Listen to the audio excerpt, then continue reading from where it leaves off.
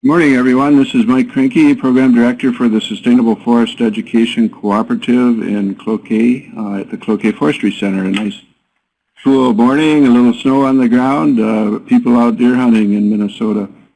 So welcome. We've got 35 individuals signed up for the webinar today, representing a pretty broad base of people, forestry, natural resource land manager audience of the SFEC.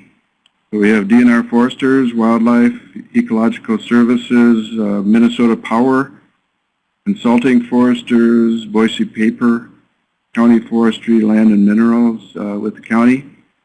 So welcome, everyone. Nice to have you online. This morning, our webinar is results of forest management guidelines monitoring 2011. And Dick Rossman is our presenter. He's a senior DNR person that has worked on forest management guidelines for many, many years with the Division of Forestry. Before I introduce Dick formally, I just want to go through a couple logistics. We have a hybrid system here where you can type in your questions if you have any questions or answers or comments. So on the upper left-hand part of your screen, right above the word everyone, you can click on that line and then type in a message and then press that little brain on the right side. Your message will pop up. Dick Rossman and everyone will see the message or comment or questions that you have, and then Dick will be answering them as we go along. So make sure to sign up if you haven't. Type your name in if you'd like forest management or forest stewardship credits or certified forestry credits. We have one credit for the webinar today, and so the webinars are all rated by the Society of American Foresters. And then I want to thank the DNR Division of Forestry for support of the webinars. They help financially support the webinars. Patty Thielen helps to do that. So without that support, it would be more difficult to be able to host. We host 10 webinars per year, and I'm just working on our next list of webinars. We'll have another 10 webinars for next year. So with that in mind, I want to say welcome to Dick Rossman. Most of you know him. We've done a series of education programs here at the Cloquet Forestry Center over the years, and Dick works very close with the Minnesota Forest Resource Council on the guidelines and guidelines training. So Dick and his staff have worked on monitoring the sites, over 80 sites in 2011. He's going to talk about the results of that monitoring. He's got 30 years experience coordinating regional statewide programs within Minnesota Division of Forestry. Dick has also worked for the U.S. Forest Service Ottawa National Forest and for the University of Minnesota Cooperative Soil Survey Program. He has a BS in Soil Science from University of Wisconsin, Stevens Point, and a BS in Natural Resource Management from Stevens Point. So with that in mind, Dick, I'll turn it over to you. Thank you. Well, good morning. Thank you very much, Mike. It's good to be here. Happy to be here this morning with the opportunity to go over the results from our 2011 Guideline Monitoring Program. Hopefully the information I present will be interesting and help you all understand how we're doing in implementing our forest management guidelines, and hopefully give a few tips on how we can improve guideline implementation out there in the field. That's our program goal, is to see continuous improvement of the guidelines over the years. If you have any questions, as Mike mentioned, you can type them into the question bar, and I'll either try to address them on the fly at the appropriate time or at the end of the presentation. But type them in when you have your question. Otherwise, if you're like me, you'll probably forget the question by the time we get to the end of the program. So get your cup of coffee, take a good slug of the Joe. If you're taking your caffeine with an IV, you might want to increase your drip right now. Let's get into this program.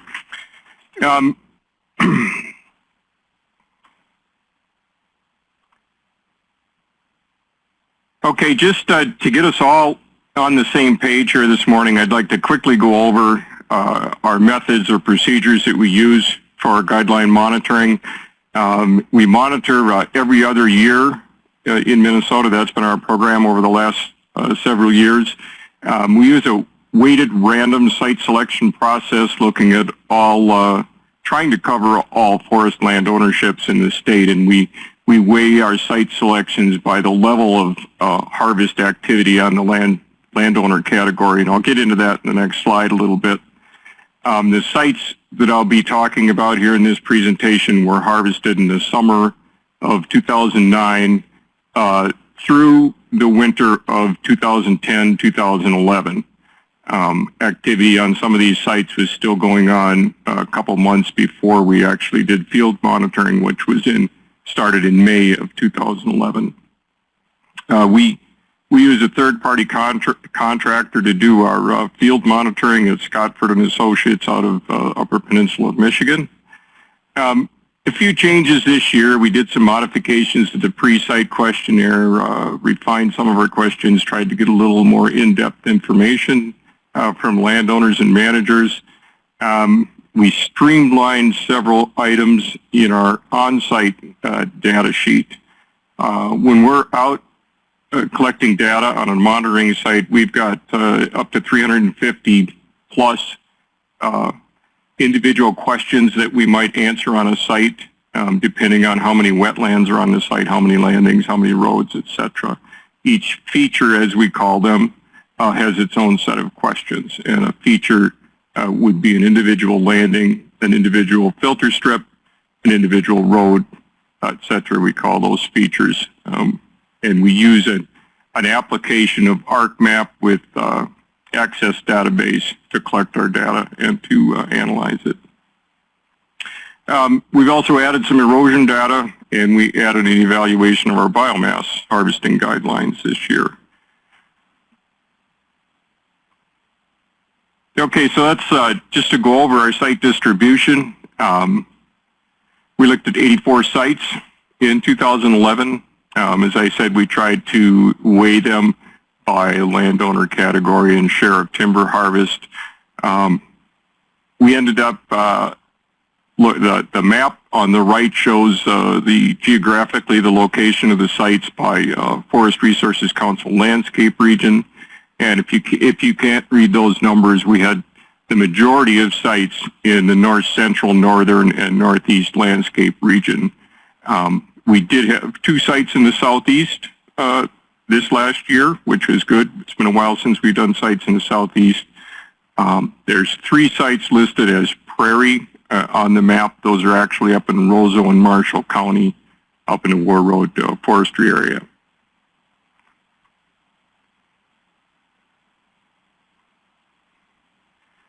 So this graphic here basically just shows what our distribution is compared to the goal over forest landowners throughout the state. The red column or the orange column is our goal. As you can see, we tried to sample 31% of our sites on NIPF and tribal lands. They harvested about 31% of the wood in our recent timber harvest data. As typical, we weren't able to accomplish that goal, so we made that up, distributed over the other forest landowners in the state.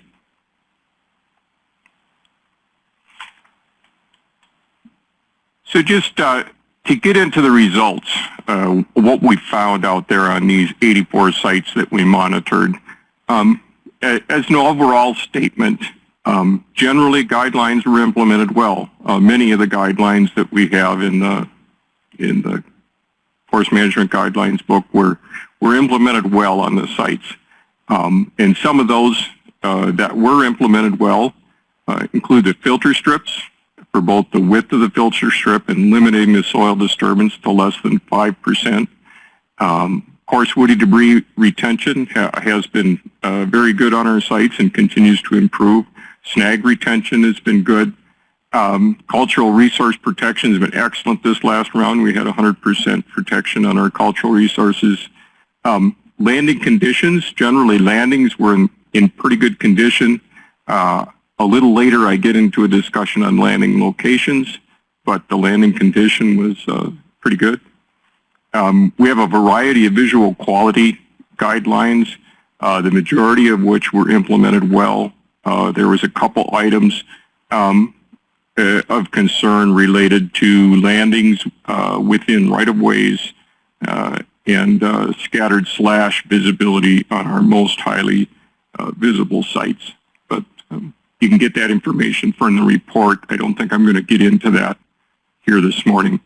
Access control continues to improve. 86% of our temporary and permanently closed roads have some sort of access control on the roads, so that's a good number.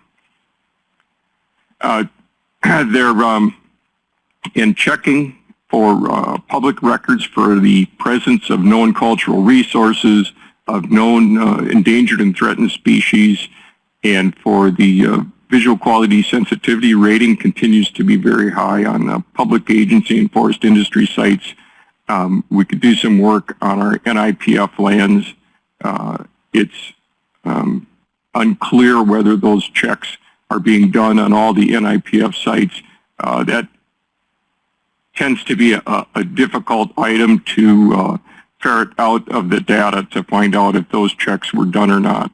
Because it could be the landowner doing the checks, it could be the logger doing the checks, it could be a consulting forester doing the checks. So there's several people we need to check with. So one of the things that I was very happy to see in this last round of monitoring was that we had substantial improvement on three what I would say are important guidelines. Our leaf tree retention guidelines, our riparian zone management guidelines, and retention of coarse woody debris within those riparian zones that have had some timber harvesting. So the leaf tree retention has been hovering around 60% for several years. It jumped up to 80% this last round. RMZ implementation has been hovering around 50% for the last 8 years. That jumped up to 71% this last round. And then there was a huge improvement in the retention of coarse woody debris within riparian zones where we've had some harvesting. We've been fairly low, around the 30% range for a while, and this last round bumped up to 85%. I'm going to get into more detail on these a little later in the presentation. First, I'd like to talk about our filter strip guidelines. Filter strips are very important out there.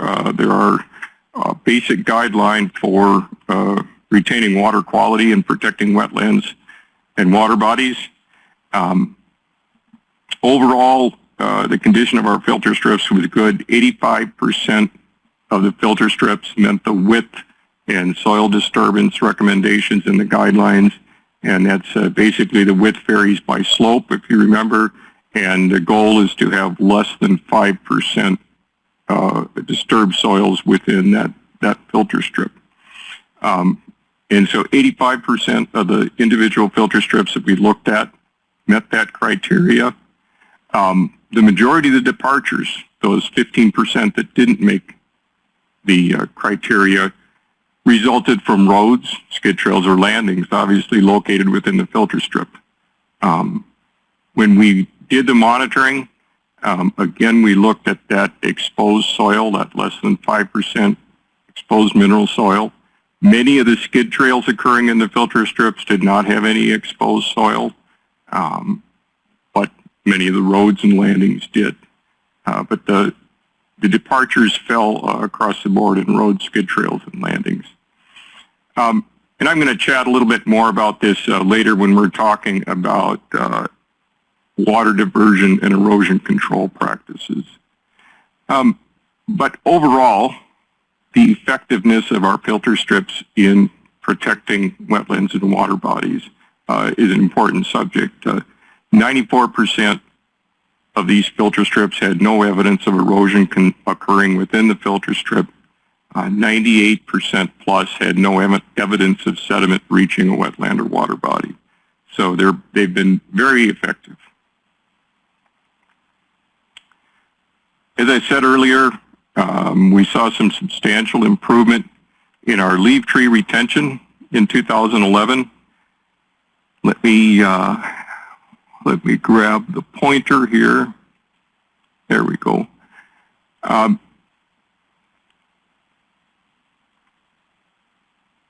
Basically, what we've been seeing over the years, as I said, we've been hovering, around the 60% mark for implementation of leaf tree guidelines. In 2011, 71.8% of the sites that we looked at actually had the 6 or more scattered leaf trees per acre, or 5% of the site in quarter acre or larger leaf tree clumps. So some sites met both criteria. They met it through scattered leaf trees. They met the criteria through leaf tree clumps. Overall, 72% of the sites we looked at met it one way or the other or both. And then additionally, there were 8 sites that managed both scattered leaf trees and leaf tree clumps that are larger than a quarter acre in size, but they didn't quite make the criteria in either category. So there was, for example, 4 scattered leaf trees per acre and only 3% of the site in leaf tree clumps versus 5%. But in combination, those sites met the intent of the guidelines, and we had some discussions with our wildlife folks to ensure that we were interpreting this correctly, and they agree. So overall then, for 2011, on all ownerships, we're looking at an 83% compliance rate on our leaf tree guidelines, which is a substantial improvement. Very happy to see that.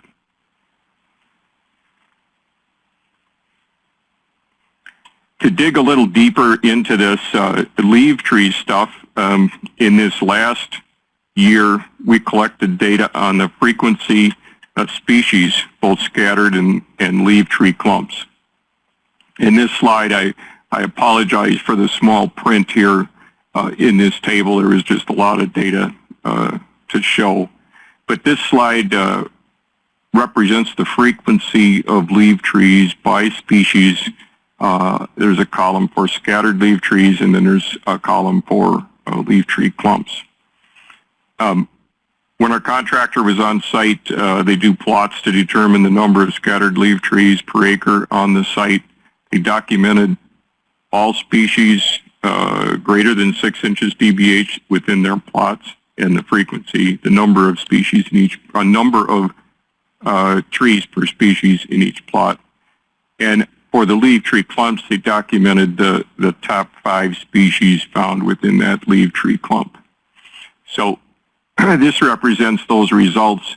As you can see, the highlighted area, the top 10 most frequent species found out there.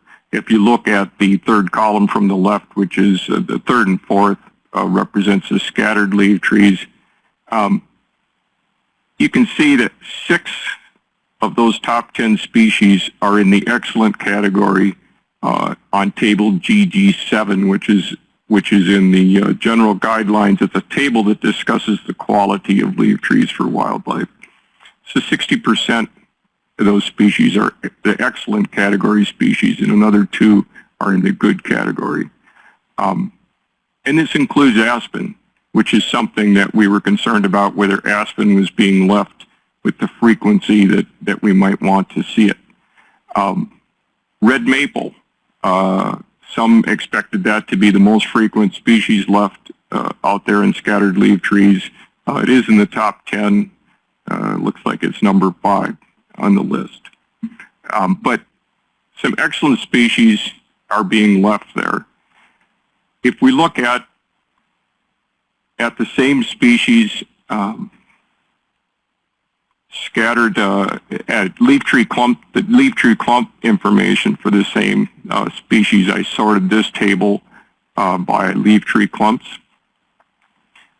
Those top 10 species, still we have 6 out of the 10 in the excellent category. Species shuffled around a little bit. Balsam fir and paper birch become a bit more prominent when we look at compositional leaf tree clumps.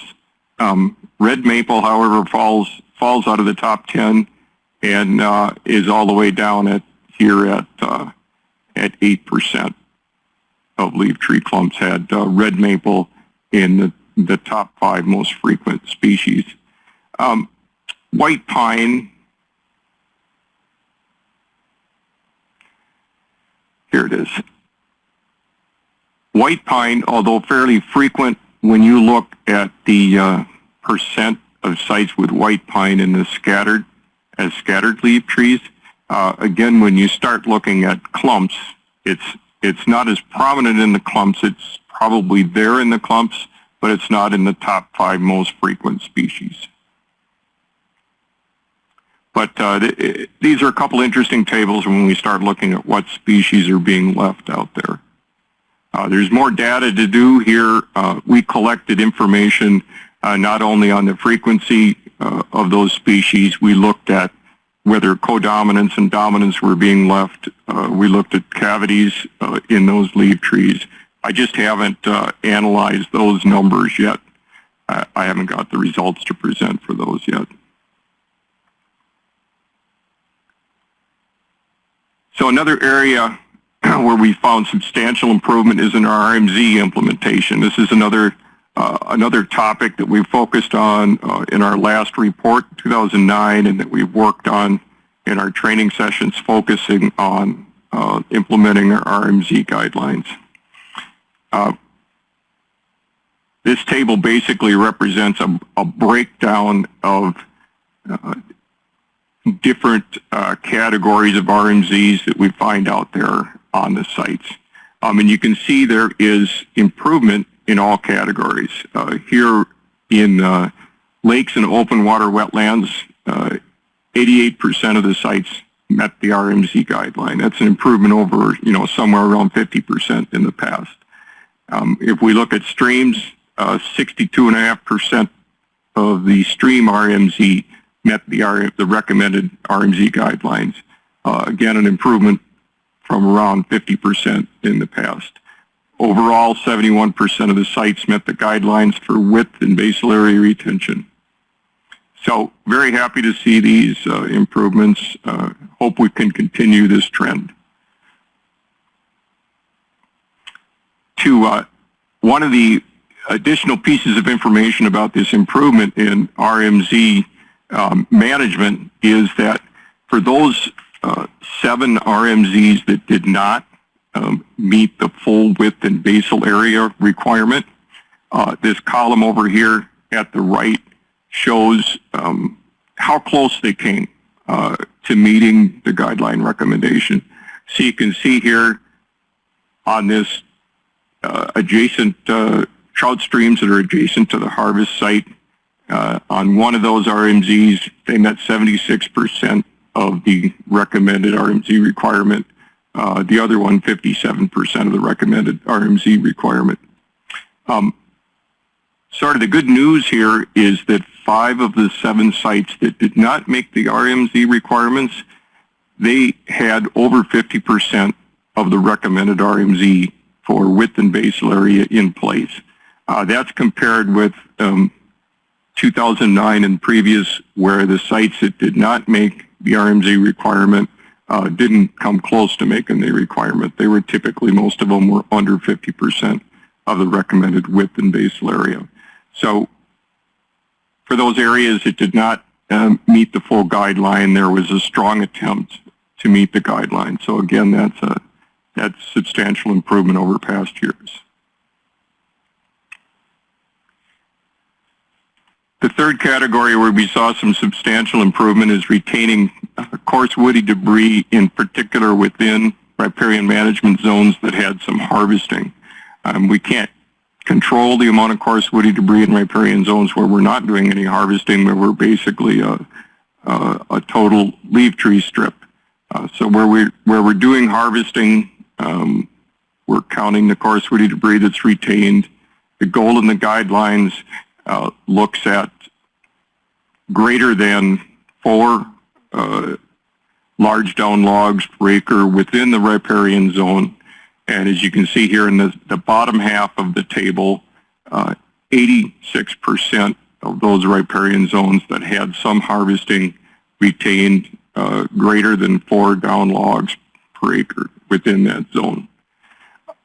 The top half of the table looks at retention of coarse woody debris in the general harvest area. The guideline recommendation there is 2 to 5 or greater in the general harvest area.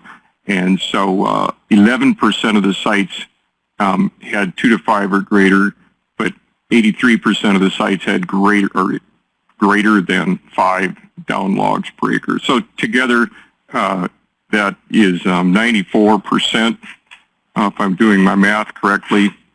94% of those sites met that coarse woody debris retention guideline in the general harvest area.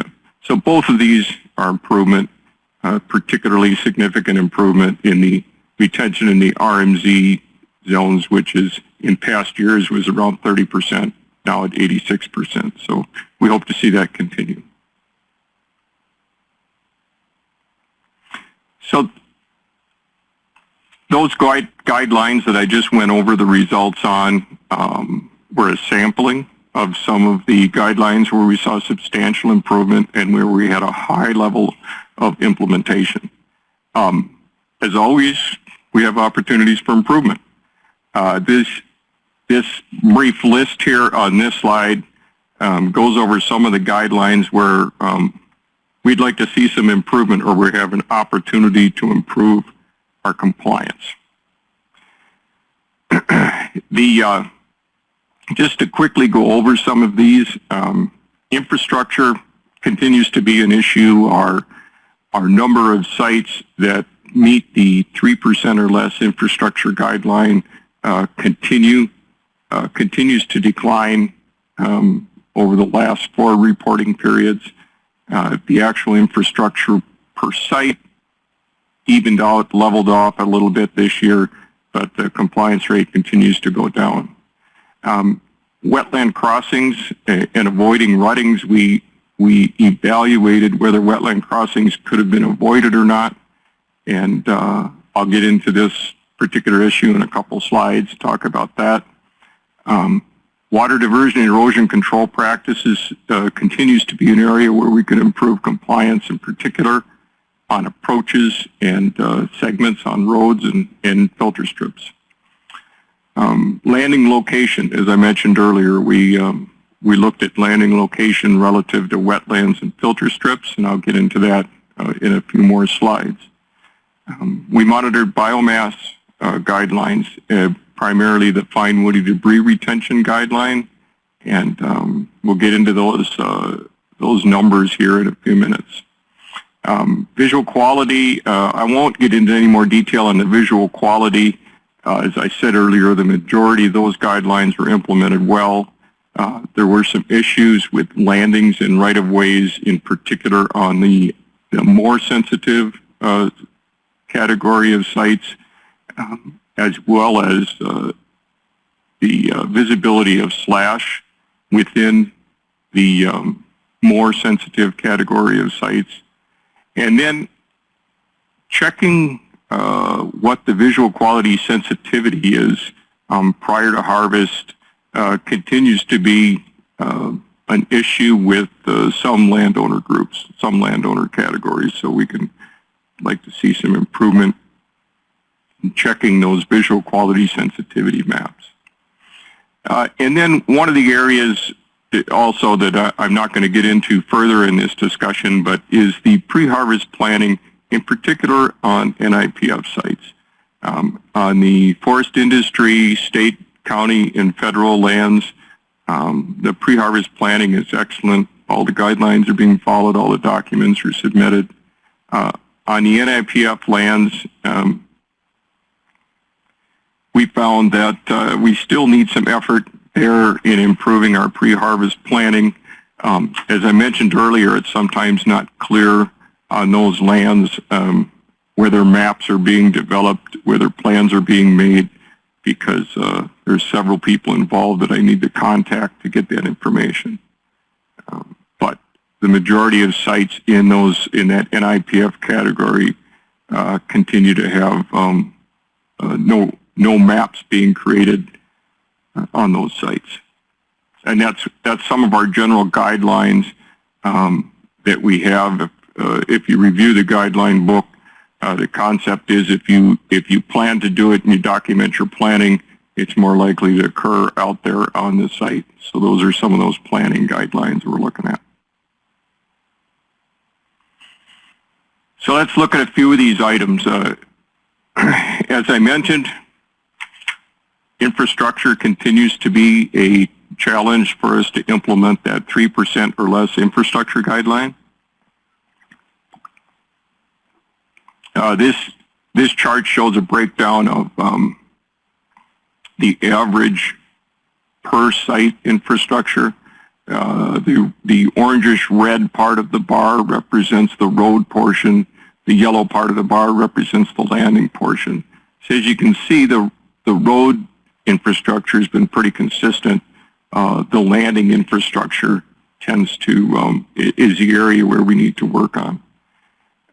There are some new guidelines that have been revised this year for the Minnesota Forest Resources Council, and I don't want to take the time this morning to get into those, but they are related to this table where this breaks down our percent of sites with less than 3% infrastructure by site category, by site size category, excuse me. So as you can see here, as site size increases from 0 to 10 up to 30 to 40, we see an increase in the number of sites that are able to meet that guideline. Pretty significant trend increasing. Once we get beyond that, site sample gets a little scattered and we see a little more erratic numbers, but clearly there's a trend there, a relationship between site size and the ability to meet those infrastructure guidelines. And the new revised guidelines hopefully will address some of that site size issue. One of the other items that we added this year, we had the contractors look at crossings on the site and sites and make a determination if a crossing could have been avoided or not. The majority of the crossings that the contractors came across on sites were from skid trails, and they determined that 18% of those crossings that they documented were judged as avoidable. And when they went out to the field, we gave them instructions to make a conservative judgment as to whether those skid trails could have been avoided and the project, the timber harvest, could continue to be carried on and the goals met without any increase in safety issues. So they were a pretty conservative judgment. And this picture in the middle demonstrates a typical example of where we saw two crossings on a wetland. The blue cross-hatched area in the center portion is a wetland. These two indications here are crossings. So the operator crossed this wetland twice out here near the toe of this wetland that looks like a foot. So the contractors were instructed in this case to judge that one of these was unnecessary. They probably judged that this one was an unnecessary crossing or could have been avoided. That was the typical situation that we ran into. The other typical situation was a very small wetland that was crossed that could have easily been driven around without any increase in safety hazard. So guidelines talk about avoiding crossings where possible. And that's what we're trying to get here at monitoring this guideline, and determination was that 18% of those crossings could have been avoided. Some of the reasons we like to see crossings avoided is that rutting occurred on 33% of all crossings. Most of it was minor, but a third of the crossings out there have some rutting on them. 50% of all rutting that occurred on all the sites we monitored were on crossings. Now, as I'll get into in a later slide, over 90% of all locations that we checked for rutting did not have rutting. So rutting is not a capital issue out there on our sites, but where it's occurring, it's clearly related to crossings. And this graphic just basically shows you the prominence of where rutting occurs on crossings. All these different categories down here on the horizontal chart were areas that we checked for the occurrence of rutting.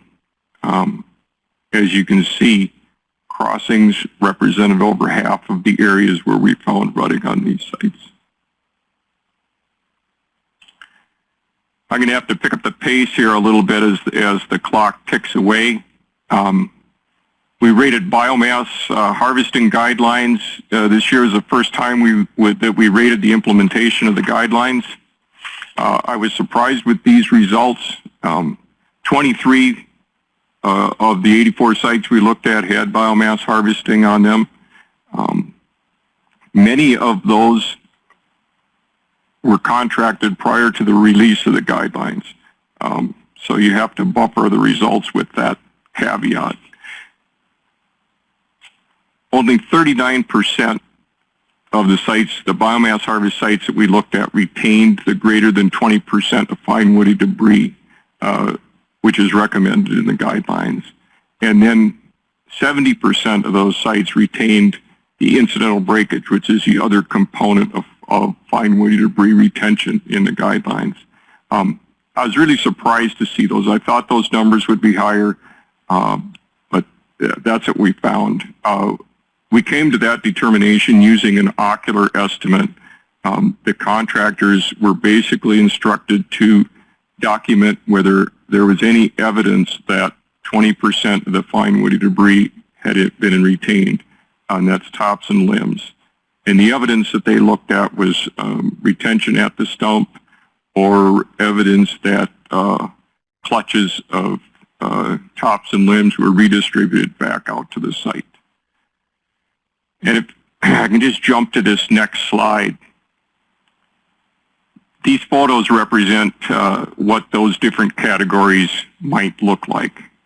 This photo here in the upper left is a biomass harvest site where all fine woody debris is retained on the site. The photo in the upper right is actually on the same site in a different portion of the research project, where all tops and limbs were removed from the site, but all accidental breakage, etc., was left out on the site. And then down in the bottom, this represents a totally separate site where the goal there was to make the site as clean as possible. So all tops and limbs were removed, all accidental breakage removed, and in fact, all coarse woody debris was removed from the site. But looking at these results, this is clearly an opportunity for improvement here. And hopefully as we move into monitoring cycles where all sites have had, were contracted since the release of the guidelines, we'll see significant improvement here.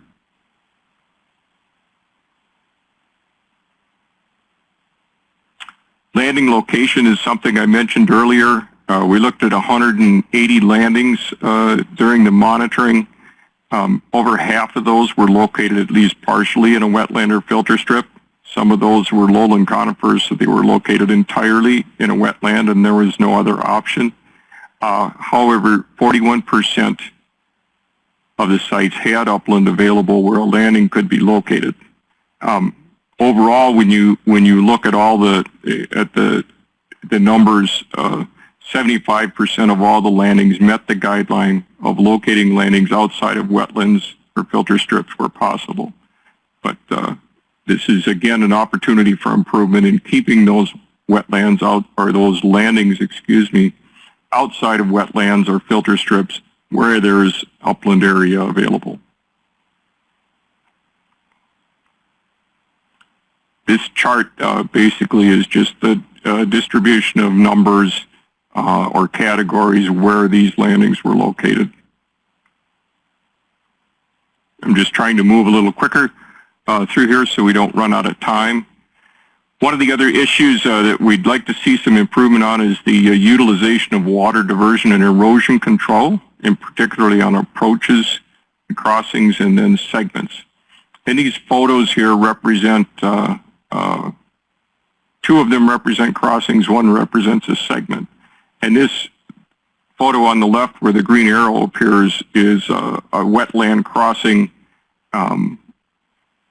Each side represents an approach to the crossing. Here's the crossing itself. Similarly, in the central photo, you've got a stream crossing here, a temporary bridge. Each side represents an approach to that crossing. And then in the right, this is a segment, which is a segment of skid trail or road that's steep enough to require some water diversion or erosion control. Basically, we use the trigger of the water bar chart on page 30 of the Forest Roads section of the guidelines, and this segment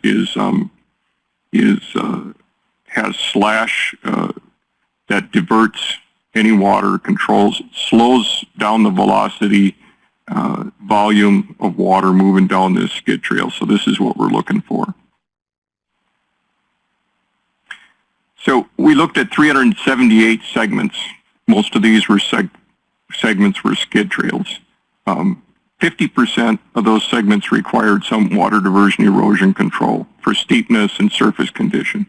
66% of those had them installed. So about 2/3 of the times when it was needed on segments, water diversion was installed. 16% of those segments had potential to impact water quality, and of those, only 56% had water diversion erosion control installed.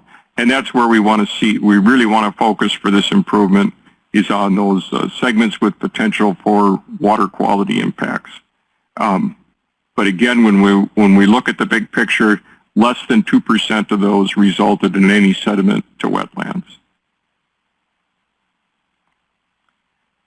We looked at 657 approaches. 90% of the approaches that were looked at were in stable condition.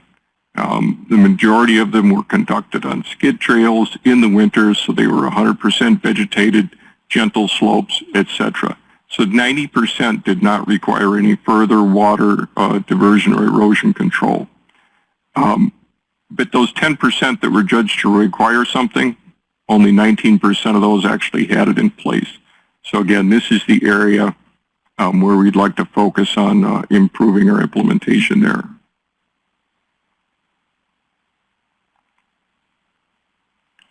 I'm sorry, this is a duplicate slide to the previous slide.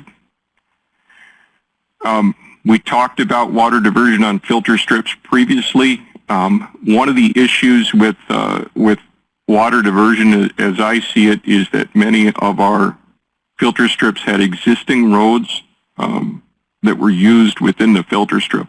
And we don't intend that those roads should be moved outside of the filter strip, but the goal is to upgrade those roads, install a water diversion erosion control so that we bring those roads up to par. That seems to be, to me, a focus that we could look at for improving our erosion control within filter strips.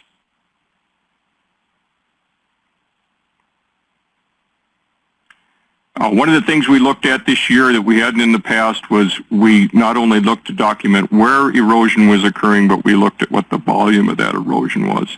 And we looked at over 1,800 individual features that we checked for erosion. Only 9% of those had erosion occurring. Less than 2% had any sediment reaching a wetland or water body. The highest occurrence was landings. The highest volume was on landings. If we look at the next graph here, this graphic shows a distribution of the volume of erosion that was estimated where the contractors found erosion.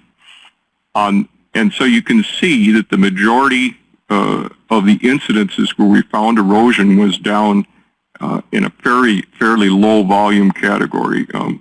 The median volume of sediment occurring was 12 cubic feet on all the sites that where we documented erosion occurring. But we can also see that there's a few of them up here, you know, in the hundreds of cubic feet occurring. Typically, those are gully situations that get this large. The majority of the situations down here are what we call sheet erosion occurring.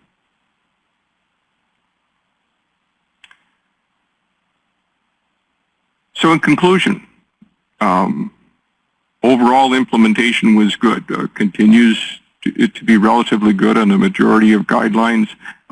We saw some substantial improvement on some important guidelines, which is very good news to see that. I hope that improves.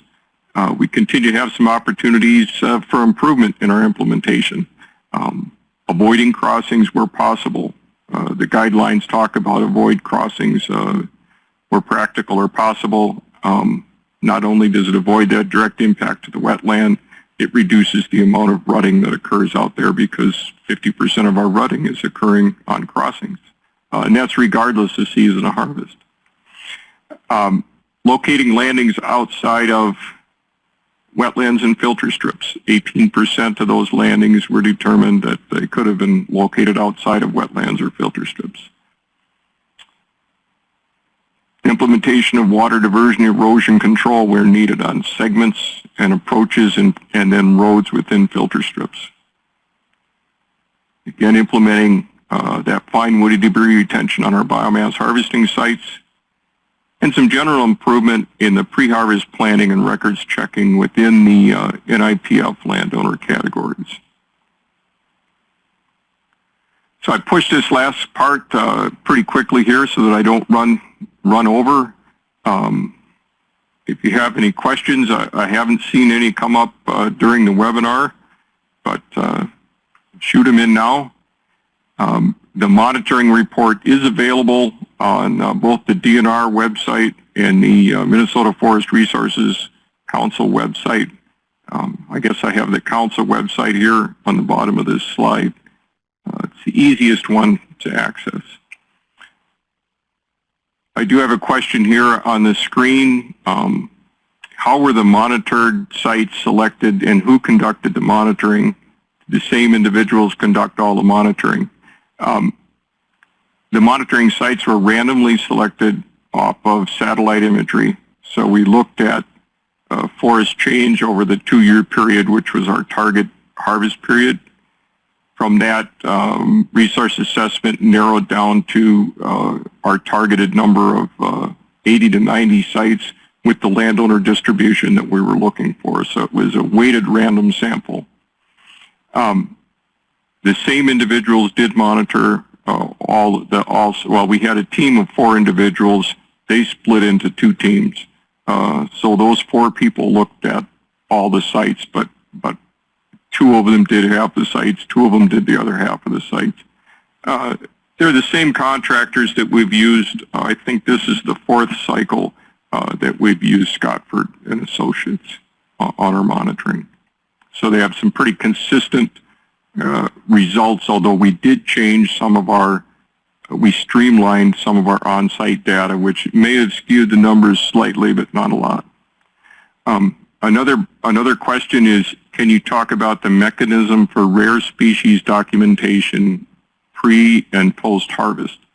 The guidelines recommend that we check for the presence of known endangered, threatened, special concern species prior to harvest. And so the way we document that is that we in part of our pre-site questionnaire to the landowner or the manager, we ask whether they checked for the occurrence of endangered, threatened, or special concern species. And if they if they found any, what those species were. In other words, we asked what the results of that check was. We then did our own check. We talked with our ecological resources folks in St. Paul, ran all these sites through their database. So we did our own check to document what we found, and then we compared the two results as to what the landowner said they found and what we found. And that information is in the report. You can see it online. I've laid out, I think, fairly thoroughly what those results were. Another question here is, are reports available by region or by individual site? The reports are not available by region. This is something we want to work on in the future. We want to focus on watershed rather than region. The importance of our water quality guidelines is such that we want to try focusing our monitoring on several key watersheds that align themselves with some of the work that our Eco Waters folks are doing and PCA is doing connected with clean water in the state of Minnesota. And that's in the future. Now we don't have reports split out by region. We could do reports by landowner. We could do reports by ownership category. We could do reports by region. It's all a matter of committing the time to do it. Individual site reports are available. I've been slow getting these out, but they are available. We had some issues with our database that we changed a bit over this last reporting period, and our site reports function, as we call it, isn't working very well. And so creating those individual site reports is taking quite a bit more time. For those of you within DNR out there in the audience, this is the topic we're going to be looking at over the next coming year when we get out to the areas and we do some guideline and water quality BMP training. We're going to be looking at past results of guideline monitoring on an area by area basis. So we'll get there eventually. Any more questions? I don't see any showing up. Mike, I think you needed a few minutes here at the end of the hour, if I'm not mistaken. Yep. Very good. Okay, Dick, I want to thank you for just a very, very good, thorough presentation, and I appreciate your time and efforts in presenting today, and I would welcome any other questions. Contact Dick Rossman personally if you have more specific questions you'd like. As far as announcements, we have a couple programs coming up. Our next webinar is January 22nd. It's on land fire, a national mapping and modeling program by Randy Swati with the Nature Conservancy's land fire ecologist. And then we have two big major programs coming up after the holidays. January 16th is our 10th annual Forestry Wildlife Natural Resource Research Review here at the Cloquet Forestry Center. And February 13th, Rick Claiborne is helping me. We're putting together a black spruce and tamarack symposium. So every year we try to do at least one single species workshop. This time it'll be a double species workshop. So with that in mind, I want to thank all of you for participating. We had a really nice turnout. We had, it looked like about 47 people online. So thanks again, and wishing you happy holidays. And Dick, thanks again for your fine presentation. Bye now.